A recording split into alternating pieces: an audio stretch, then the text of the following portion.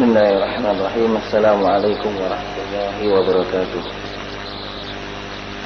Innal hamdalillah nahmaduhu wa nasta'inuhu wa nastaghfiruh wa na'udzu billahi min shururi anfusina wa min sayyiati a'malina.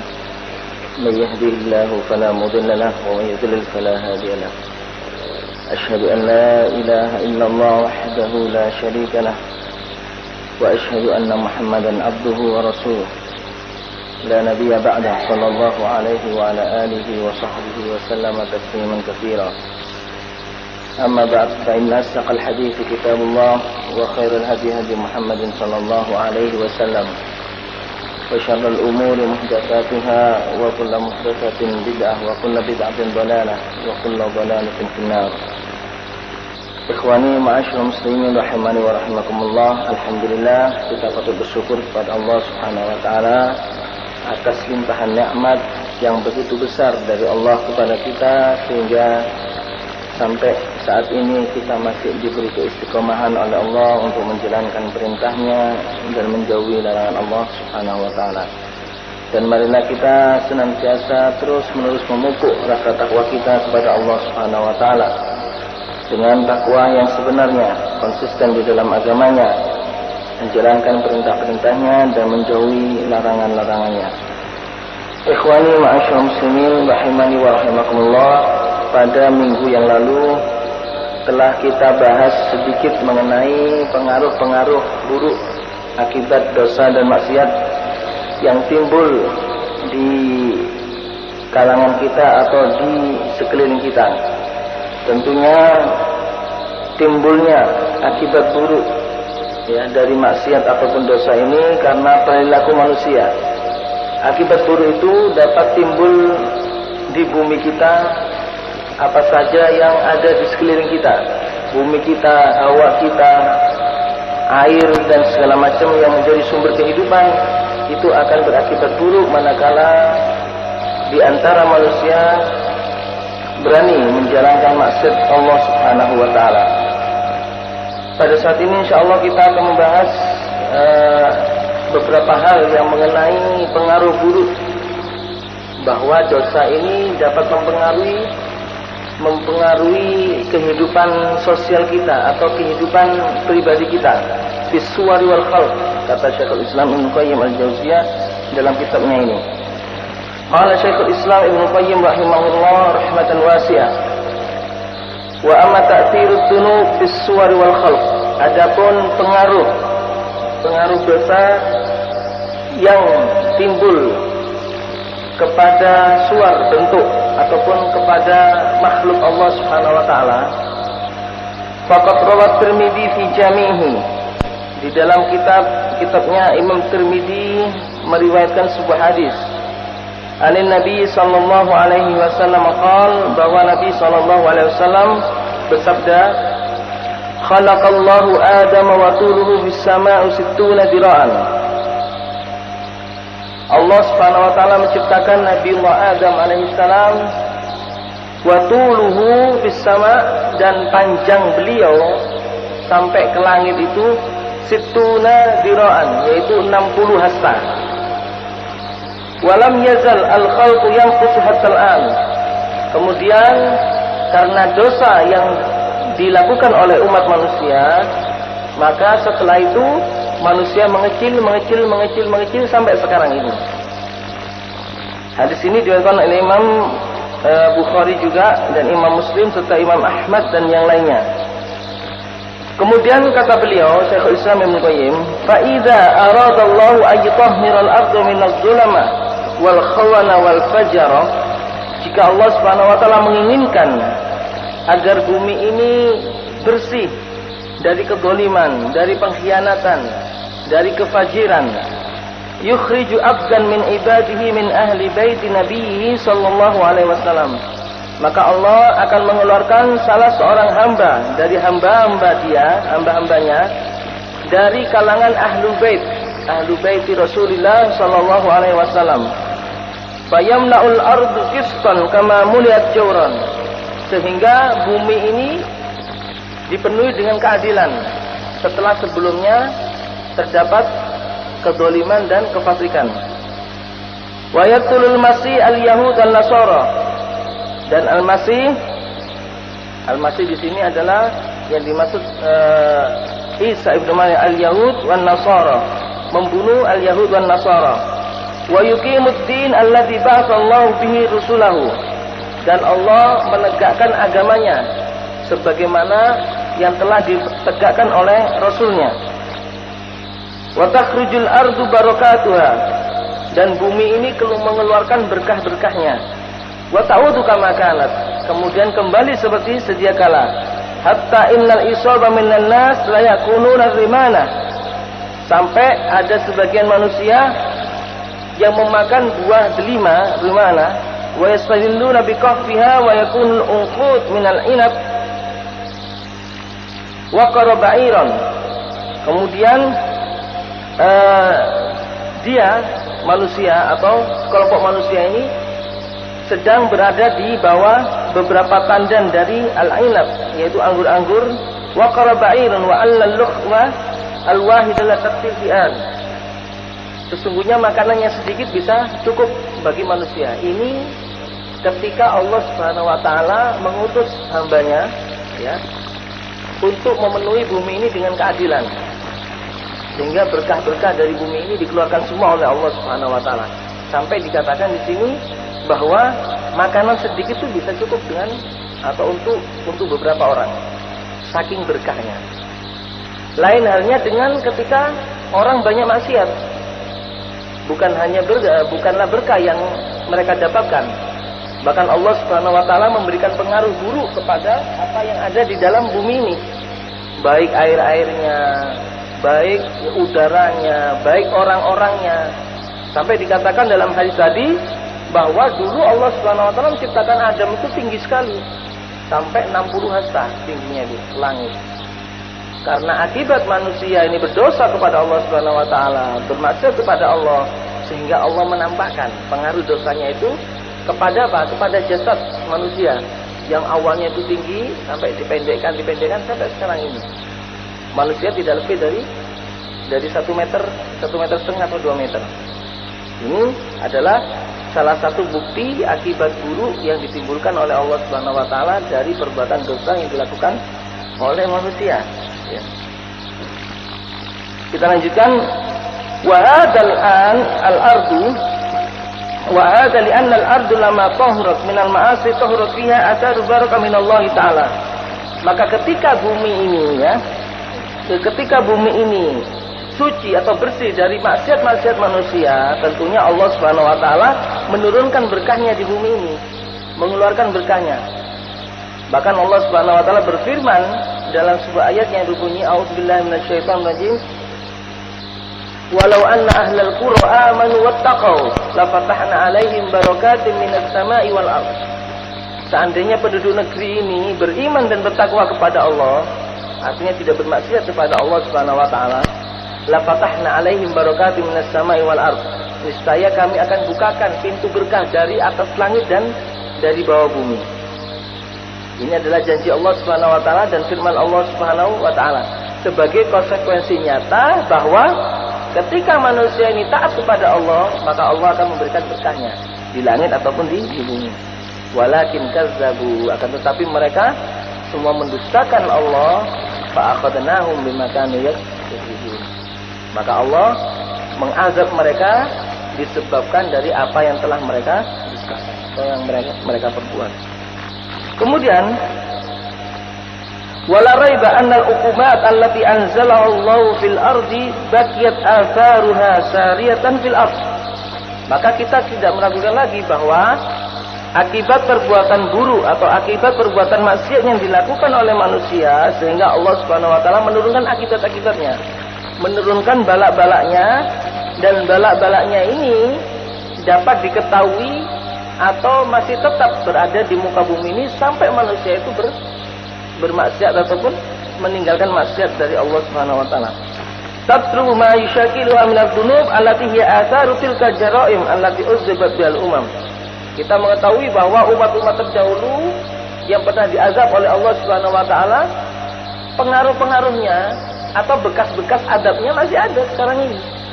Masih ada sekarang ini. buminya tandus, ya, tidak bisa ditanami, tidak ada penghidupan di dalamnya dan sebagainya. Itu sebagai contoh konkret sebenarnya. Contoh konkret bahwa kaum yang berdusta atau bermaksiat kepada Allah Subhanahu wa taala, semua yang ada di sekelilingnya itu semuanya akan dirusak oleh Allah Subhanahu wa taala. Kemudian fadil asar fil ard min asaril uqubah. Maka kita kalau melihat, ya, di bumi ini ada tandus, kemudian ada kenapa bumi ini tidak seperti biasanya dan sebagainya, ini tak ketahuilah bahwa ini adalah salah satu akibat dari perbuatan dosa. Kama anna hadhil ma'asi min asari jaraim fatanasabat kalimatullahi wa hukmuhul qawni awwalan wa akhiran. Maka hukum Allah Subhanahu wa taala tidak dapat berubah dalam hal ini. Sebagaimana kita melakukan keadilan di muka bumi ini, maka Allah taala akan memberikan keberkahan.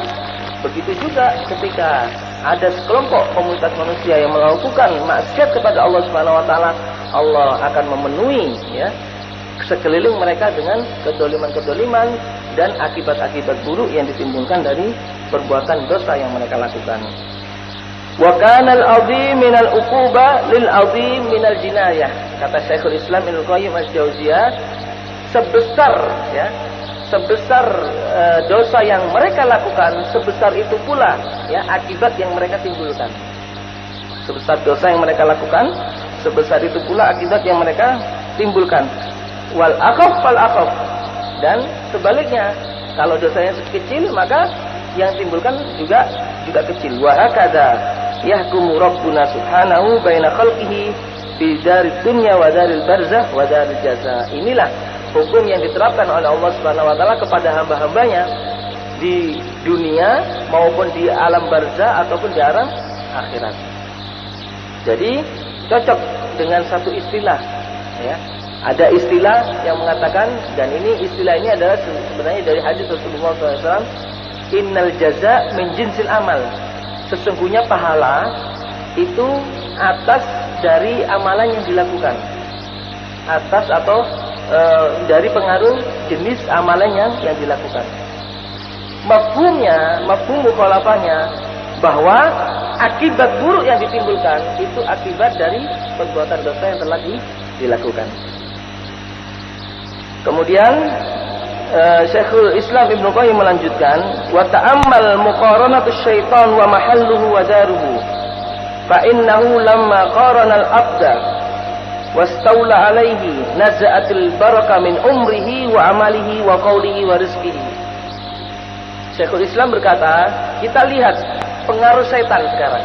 Nah, pengaruh setan dan kroni-kroninya ketika mereka menggoda manusia. Ketika setan ini berhasil menguasai seorang hamba, ya, berhasil menguasai seorang hamba dan berhasil mengajak hamba ini ke jalan maksiat Allah Subhanahu wa taala. Ingat, di sini Syekhul Islam mengatakan naza'atil barakah min umrihi. Maka keberkahan ini akan dicabut oleh Allah Subhanahu wa taala. Apa saja keberkahannya dicabut oleh Allah? Keberkahan umurnya dicabut oleh Allah, keberkahan amalnya, ya, amal perbuatannya dicabut oleh Allah, keberkahan perkataannya, keberkahan rezekinya, semuanya dicabut oleh Allah Subhanahu wa taala. Itu ketika setan telah menggoda manusia dan manusia tersebut tergoda serta dapat dikuasai oleh setan. Walamma asarat ta'atuhu fil ardi ma asarat nazatil barakah min kulli mahal tahurat zaharat fi ta'atuhu. Sebaliknya, ya, kalau seseorang ini mentaati setan, ya, mentaati setan, sebesar itu taatnya dia kepada setan, maka sebesar itu pula Allah Ta'ala akan mencabut berkahnya dari dirinya. Wa kadzalika maskanuhu limakana jahim lam yakun hunaka syai'un min ridha war rahmah wal barakah. Begitu juga tempat tinggal yang dia tinggali. Tempat tinggal yang dia tinggal di dalamnya itu akan dicabut berkahnya oleh Allah Subhanahu wa taala, sehingga tempat tinggal yang dia tinggal sekarang ini ibarat sebuah rumah dari neraka yang tidak ada berkahnya sama sekali. Di sana dia tidak tenang hidupnya dan sebagainya. Ini adalah konsekuensi nyata pula bahwa sejauh itu dia taat kepada setan, sejauh itu pula Allah Subhanahu wa taala akan menghapus atau mencabut berkahnya dari dirinya. Sehingga tidak ada rahmat sekalipun bagi dirinya dari Allah Subhanahu wa taala. Karena apa? Karena ketika seseorang mentaati setan, tentunya Allah Subhanahu wa taala menjauhkan rahmatnya dari orang tersebut. Ketika Allah Subhanahu wa taala menjauhkan rahmatnya dari orang tersebut, bagaimana orang itu akan mendapatkan berkah dari Allah Subhanahu wa taala? Baik itu berkah dalam umurnya, perkataannya, perbuatannya, ataupun berkah dalam rezekinya dan yang lain-lainnya. Itu adalah konsekuensi konkret ataupun nyata yang ditimbulkan dari dosa. Jadi sebenarnya simpelnya kita itu bisa melihat kehidupan kita ini. Apakah kita ini telah bermaksiat kepada Allah, berdosa kepada Allah sehingga kita mendapatkan konsekuensi tersebut? Sebenarnya diberi penglihatan nyata oleh Allah Subhanahu wa taala. Hanya orang-orang yang sadar sajalah yang dapat mengambil hikmah di balik ini. Ketika ada seseorang yang merasa rezekinya sekarang ini dikurangi oleh Allah Subhanahu wa taala, ketahuilah mungkin dalam hal ini dia telah bermaksiat kepada Allah Subhanahu wa taala. Sehingga dia dianjurkan oleh Allah untuk bertobat sebelum Allah tidak menerima tobatnya. Ketika seseorang yang merasa sumpah di dalam kehidupan rumah tangganya, kok kehidupan rumahnya tangganya seperti ini dan sebagainya, dia harus introspeksi diri sebenarnya bahwa mungkin dia telah melakukan maksiat kepada Allah Subhanahu wa taala, sehingga dengan itu dia dianjurkan untuk bertobat kepada Allah Subhanahu wa taala. Sebenarnya simpel dan konkret dan bisanya kita lihat dalam kehidupan nyata kita. Jadi akibat-akibat buruk yang ditimbulkan dari kehidupan kita itu bisa jadi disebabkan oleh perbuatan maksiat yang kita lakukan. Wallahu taala alam. Kemudian ada pasal yang baru, faslun. Wa min uqubatiha, dan di antara akibat-akibat buruk yang ditimbulkan dari dosa, annaha tudfi minal qalbi narul ghirah allati hiya li hayatihi wa salahihi. Bahwa maksiat yang dilakukan oleh seseorang itu dapat memadamkan api cemburu di dalam hatinya. Mungkin kita tanya, kenapa kok dapat memadamkan api cemburu? Apa rahasianya cemburu? Wa ma adraka mal ghirah. Kenapa kok Syekhul Islam mengatakan di sini bisa memadamkan api cemburu ketika orang itu bermaksiat dan melakukan dosa kepada Allah Subhanahu wa taala? Cemburu mungkin kita sudah tahu. Kalau kita melihat ini mungkin contoh konkret yang bisa kita pahami. Cemburu kalau kita mungkin melihat istri kita sedang berdua dengan orang lain, ini kita cemburu. Nah, rasa cemburu ini apakah sesuatu yang positif atau negatif bagi kita? Ternyata di sini Syekhul Islam Ibnu Qayyim mengatakan cemburu itu adalah satu sifat yang positif. Tergantung kita di mana meletakkan rasa cemburu tersebut. Fa innal ghira hararatuhu wa naruhu allati takhruju ma fihi minal khabath was sifat al madmumah. Di sini Syekhul Islam mengatakan sesungguhnya rasa cemburu itu api cemburu itu dapat mengeluarkan dari dirinya al khabath was sifat al madmumah, yaitu dapat menghilangkan dari dirinya sifat-sifat jelek atau sifat-sifat buruk. Contoh konkret kok bisa cemburu dapat menghilangkan sifat-sifat jelek? Kalau kita cemburu kepada anak kita ketika kita melihat anak kita berduaan dengan seorang laki-laki tanpa mahramnya, maka tentunya kita akan melarang dia untuk berjalan berduaan dengan anak laki-laki ini. Itu akibat buruk. Jadi ada satu halangan ketika kita bersikap cemburu kepada seseorang, maka ada satu halangan untuk kita menghalangi dia menjurus ke arah sana. Ketika kita melihat istri kita berdua dengan seorang laki yang bukan mahramnya, kita dibakar api cemburu. Maka ketika itu kita sebisa mungkin akan menghalangi istri kita untuk tidak ketemu dengan orang tersebut. Dalam arti menghalangi untuk berbuat maksiat. Nah, di sini cemburu seperti ini adalah cemburu yang positif yang dianjurkan. Kemudian di sini dikatakan oleh Syekhul Islam Ibnu Qayyim, cemburu ini dapat menghilangkan Dapat menghilangkan al-khabath perasaan-perasaan, sifat-sifat yang jelek di dalam hati manusia. Kama yakhrujul qir khabasad dzahab, sebagaimana al-qir, karat-karat itu dapat dikeluarkan dari besi. Wa asyrafan nas wa a'lahum qadran wa himmatan ashadduhum ghiratan ala nafsihi. Nah, di sini Syekhul Islam mengatakan orang yang paling mulia dan orang yang paling tinggi derajatnya serta orang yang mempunyai keinginan yang kuat di hadapan Allah Subhanahu wa taala, mereka itu adalah orang yang paling cemburu atas dirinya, atas keluarganya, wa khasatihi wa umumun nas, dan orang yang paling cemburu kepada seluruh manusia. Cemburu kepada dirinya. Artinya apa? Kalau dirinya itu bermaksiat kepada Allah Subhanahu wa taala, dia cemburu. Sehingga dia menghilangkan diri atau menghindarkan diri dari maksiat tersebut. Sehingga maksiat tidak dilakukan. Karena apa cemburu pada dirinya? Dia ingin dirinya ini terus istiqomah di jalan Allah. Dia ingin dirinya tidak dinodai oleh api-api yang menjuruskan ke dalam api neraka. Sehingga dia cemburu. Dengan rasa cemburu itu dia menghalangi dirinya untuk bermaksiat kepada Allah Subhanahu wa taala. Begitu juga kepada keluarganya, begitu juga kepada manusia secara umum. Walihadza kana Nabi sallallahu alaihi wasallam aghyarul khalqi 'alal ummah.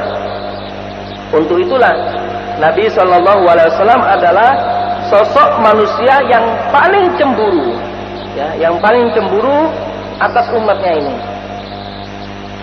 Apa bukti kecemburuan Rasulullah SAW kepada umatnya? Kecemburuan Rasulullah SAW kepada umatnya, buktinya adalah Rasulullah SAW memberikan pengarahan kepada umat ini agar terhindar dari api neraka. Ini bentuk cemburu Rasulullah SAW kepada umat ini. Kalau Rasulullah SAW tidak dibekali rasa cemburu oleh Allah Subhanahu Wa Taala untuk umat ini, maka niscaya umat ini dibiarkan saja oleh Rasulullah SAW. Tidak diberi pengarahan, tidak diberi taujih, ya, tuntunan dan sebagainya, sehingga mereka bisa berbuat seenaknya saja di muka bumi ini tanpa ada petunjuk dari Rasulullah SAW. Ketika Rasulullah SAW memberikan mereka petunjuk, ya, ke jalan yang benar, inilah jalan yang benar, ini jalan yang salah, kalian menghindarkan diri dari jalan saya dan sebagainya, ini sama saja Rasulullah SAW cemburu kepada umatnya ini. Wallahu subhanahu wa ta'ala asyaddu ghiratan minhu. Sedangkan Allah Subhanahu wa ta'ala adalah sosok yang paling cemburu daripada Rasulullah SAW kepada umatnya. Kama tsabata fi sahih anhu sallallahu alaihi wasallam annahu qala, sebagaimana telah tetap dalam sebuah hadis yang sahih dari Nabi sallallahu alaihi wasallam bahwasanya beliau bersabda, "Atajabuna min ghirati sa'at?" Apakah kalian heran dengan rasa cemburunya Sa'ad? La ana aghyaru minhu wallahu aghyaru minni. Aku lebih cemburu daripada Sa'ad, sedangkan Allah lebih cemburu daripada aku. Artinya lebih cemburu kepada umatnya.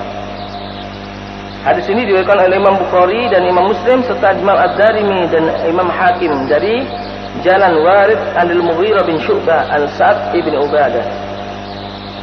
Kemudian di dalam kitab sahih juga, di dalam hadis yang sahih juga, bahwasanya Rasulullah SAW pernah bersabda ketika khutbah khusuf, ketika khutbah gerhana matahari. Apa khutbahnya Rasulullah? Ya umat Muhammad, wahai umat-umat Muhammad, ma ahadun aghyaru minallahi ayyasni abduhu aw tasni amatuhu. Tidak ada seseorang yang paling cemburu daripada Allah, tidak ada sosok yang paling cemburu daripada Allah Subhanahu wa taala dari ketika Allah Subhanahu wa taala melihat hambanya sedang berzina, baik itu laki-laki ataupun perempuan. Ketika hambanya Allah sedang berzina, melakukan perbuatan dosa dalam bentuk berzina, maka Allah taala itu paling cemburu kepada hambanya tersebut. Paling cemburu kepada hambanya tersebut. Kalau mereka melakukan hal itu yang dicemburui oleh Allah Subhanahu wa taala, maka tetaplah dosa atas mereka, tetaplah akibat buruk atas mereka. Maka dari itu, karena Rasulullah Allah Subhanahu wa taala cemburu kepada orang-orang yang berbuat maksiat, janganlah kalian berbuat maksiat. Maksudnya seperti itu. Wa fi sahih, di dalam kitab sahih juga, anhu qala, Rasulullah SAW bersabda, la ahada aghyaru minallah. Tidak ada seorang pun yang paling cemburu kecuali Allah Subhanahu wa taala. Min ajli dzalika harramal fawais. Untuk itulah, karena rasa cemburu itulah Allah Subhanahu wa taala mengharamkan kepada manusia al-fawahish, yaitu perbuatan-perbuatan buruk, perbuatan-perbuatan kotor. Ma dhahara minha wa ma batan, baik itu perbuatan buruk yang nampak atau yang tidak tampak. Wala ahada ahabbu ilaihi al-udru minallah, dan tidak ada seorang pun yang lebih dicintai oleh Allah, yang lebih mencintai al-udur, yaitu permohonan maaf atau permohonan ampun, kecuali Allah Subhanahu wa taala. Allah akan mengampuni dosa hamba seluruhnya. Min ajli dzalika, untuk itulah, karena Allah Subhanahu wa taala menginginkan pengampunan untuk hambanya, untuk itulah arsalar rusul mubasysyirin wa mundhirin. Untuk itulah Allah Subhanahu wa taala mengutus para rasul memberikan kabar gembira sekaligus memberikan peringatan. Wala ahada ahabba ilaihi al-madah minallah. Tidak ada seorang pun yang paling dicintai, yang paling mencintai al-madah, pujian, kecuali Allah Subhanahu wa taala. Allah ini adalah zat yang mencintai pujian. Kata Rasulullah SAW, wa min ajli dzalika, untuk itulah afna ala nafsi, Allah tidak segan-segan untuk memuji dirinya sendiri. Untuk memuji dirinya sendiri. Hadis ini diriwayatkan oleh Imam Muslim. Fajama fi hadzal hadis bainal ghirah allati asluha karahatul qaba'ih wa bughduha wa baina mahabbatul udri alladhi yujibu kamalal adri war rahmati wal ihsan. Untuk itulah, kata Syekhul Islam Ibnu Qayyim al-Jauziyah, jama'a fi hadzal hadis bainal ghirah. Hadis ini mengumpulkan antara rasa cemburunya Allah Subhanahu wa taala, yang asal cemburu itu adalah apa? Karahatul qaba'ih. Allah tidak ingin melihat hambanya itu sesuatu yang jelek. Dan Allah sangat murka kepada hambanya ketika melakukan perbuatan jelek. Itu cemburunya Allah. Wa baina mahabbatil udri, dan antara mahabbatul udri, Allah menyukai orang-orang atau menyukai permohonan maaf, memberikan ampunan, memberikan maaf kepada hambanya. Alladzi yujibu kamal adri, yang mewajibkan atas dirinya ya kesempurnaan keadilan, kesempurnaan rahmat dan kesempurnaan kebaikan.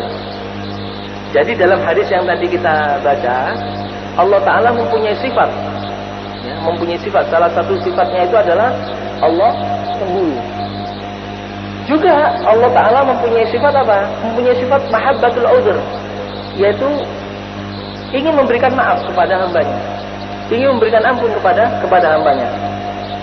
Yang dari sini Allah Subhanahu wa taala betul-betul sempurna di dalam apa? Di dalam keadilannya, di dalam rahmatnya, dan di dalam kebaikannya. Jadi antara sifat cemburu dengan sifat memberikan maaf kepada hambanya itu dimiliki oleh Allah Subhanahu wa ta'ala. Allah cemburu manakala manusia atau hambanya melakukan maksiat kepada Allah Subhanahu wa ta'ala. Allah memberikan maaf kepada mereka manakala manusia atau hambanya itu yang bermaksiat segera meminta ampun kepada Allah Subhanahu wa ta'ala, atau segera bertaubat kepada Allah Subhanahu wa ta'ala. Wallahu subhanahu ma'asyiddati ghiratihi yuhibbu an ya'tazira ilaihi abdahu. Syekhul Islam mengatakan, Allah meskipun dia adalah sosok yang paling cemburu atas umatnya, juga dia adalah sosok yang paling memberikan rahmat atau ampunan kepada hambanya. Wa yaqbalu udru man i'tadara ilaihi. Allah senantiasa menerima permohonan maaf dari orang yang memohon maaf atau meminta ampun kepada Allah. Wa annahu la yu'akhidu abdahu birtikabi ma yugharu min irtikabi hatta ya'diru alaihi. Sesungguhnya Allah Subhanahu wa taala tidak akan menyiksa hambanya manakala hambanya ini ya yang bermaksiat ini, yang telah melakukan sesuatu yang dicemburui oleh Allah Subhanahu wa taala, segera meminta ampun, segera bertaubat kepada Allah Subhanahu wa taala. Wa li ajli dzalika, maka untuk itulah arsala rusulahu, Allah menurunkan rasulnya, wa anzala kutubahu, dan menurunkan kitabnya i'zaran wa inzaran, sebagai bentuk apa? Peringatan dan sebagai bentuk kabar gembira. Jadi hikmah, salah satu hikmah kenapa Allah Subhanahu wa taala itu menurunkan rasulnya di muka bumi ini dan menurunkan kitabnya di antara manusia ini. Kenapa? Karena agar Allah Subhanahu wa taala tidak cemburu kepada manusia ini ketika melakukan maksiat Allah. Karena agar Allah Subhanahu wa taala senantiasa mengampuni dosa-dosa mereka yang terlanjur untuk berbuat maksiat, kemudian dia bertobat kepada Allah Subhanahu wa taala. Itu salah satu hikmah dari diturunkannya Rasul dan diturunkannya kitab oleh Allah Subhanahu wa taala. Wa hadza ghayatul majdi wal ihsan wa nihayatul kamal.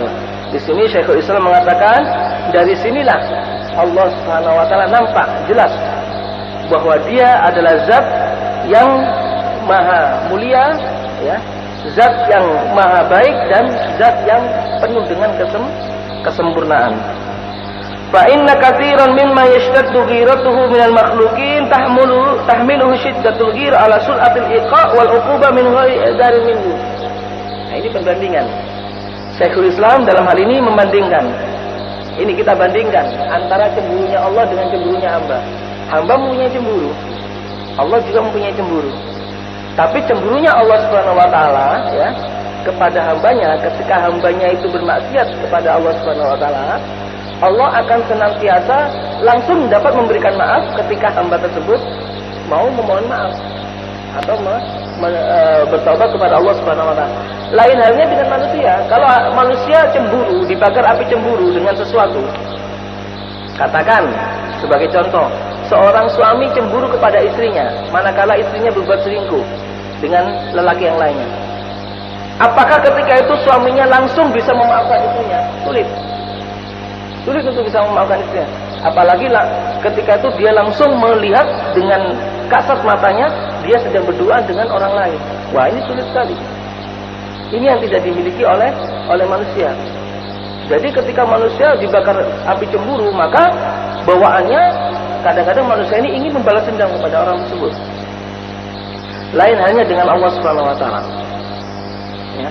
Allah ketika dibakar cemburu manakala hambanya melakukan maksiat kepada Allah Subhanahu wa taala, maka sesegera mungkin Allah Subhanahu wa taala bisa mengampuni hambanya yang mau bertobat kepada Allah Subhanahu wa taala. Nah, di sini bal qad yakunu lahu bi nafsil amri udrun wa la tad'u shiddatul ghira ayyaqbal udruhu. Bahkan ini sebaik manusia, bahkan ketika orang yang dicemburu itu juga minta maaf kepada manusia yang cemburu tadi, itu kadang-kadang masih belum bisa memaafkan. Ini tabiat manusia. Jadi kalau kata orang Jawa itu, kalau manusia itu sudah kejentok dengan satu kesalahan, sulit untuk bisa memaafkan.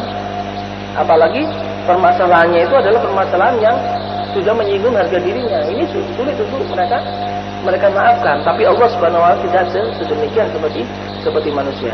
Itu menunjukkan bahwasanya Allah Subhanahu wa taala sempurna di dalam sifatnya, baik sifat cemburunya atau sifat menerima ampunan atau menerima permohonan maaf dari hamba-hambanya. Wallahu taala alam. Insyaallah pada pertemuan yang akan datang kita akan lanjutkan masih dalam bab antara cemburu dengan kasih sayang Allah Subhanahu wa taala menerima taubat hamba-hambanya. Wallahu taala alam. Sebelum kita akhiri mungkin ada yang bertanya. Silakan. Ya. Baik, masalah seperti itu, masalah muamalah ya dengan istri ataupun anak ketika kita mau safar, kemudian kita cium kening dan sebagainya dengan istri ataupun anak dan sebagainya di depan khalayak ramai umum, apakah hal itu bermaksiat atau tidak? Sebenarnya ukuran maksiat itu adalah manakala kita melakukan hal-hal yang dilarang oleh Allah Subhanahu wa taala, itu adalah ukuran maksiat. Adapun ketika kita mencium istri kita, ya, itu sebenarnya bukan maksiat. Tapi kita lihat lagi, ketika tradisi di dalam satu masyarakat itu sesuatu yang tidak pantas, maka lebih baik kita hindari, meskipun hal itu tidak atau bukan sesuatu yang bermaksiat kepada Allah Subhanahu wa taala. Al-adatu muhakkamatun. Sesungguhnya ada satu adat itu yang dapat dijadikan landasan hukum dalam agama ini, manakala hal itu tidak bertentangan dengan syariat Islam. Ada dalam suatu komunitas, kalau melihat seperti yang itu maka akan menurunkan derajat kita atau makrumul muru'ah. Maka kita dilakukan di halayak ramai. Apakah hal itu suatu perbuatan dosa? Sebenarnya tidak melakukan perbuatan dosa kita, tapi tidak pantas, ya. Tidak pantas dilakukan dalam perbuatan yang dalam. Lain halnya kalau hal itu dilakukan di halayak ramai kemudian timbul fitnah di antara mereka. Nah, ini lain lagi. Kalau ya perbuatan yang kita lakukan seperti mencium istri di halayak ramai ya dan sebagainya itu menimbulkan fitnah di antara mereka, maka kita wajib untuk meninggalkan hal itu. Meskipun hal itu sebenarnya tidak masalah, ini istri kita kok, kita tidak apa-apa halal dengan dia. Tapi karena ini membuat fitnah bagi halayak ramai, sehingga akan menurunkan reputasi kita dan sebagainya, maka di sini kita wajib untuk menghindarkan fitnah di antara mereka. Kita menghindari dalam hal ini. Kalau seumpama adat manusia itu tidak masalah dengan hal itu, ya sudah tidak ada masalah. Karena pada dasarnya hal seperti itu tidak berdosa dan tidak ada apa-apanya di hadapan Allah Subhanahu wa taala. Wallahu taala a'lam. Mungkin ada yang lainnya, silakan.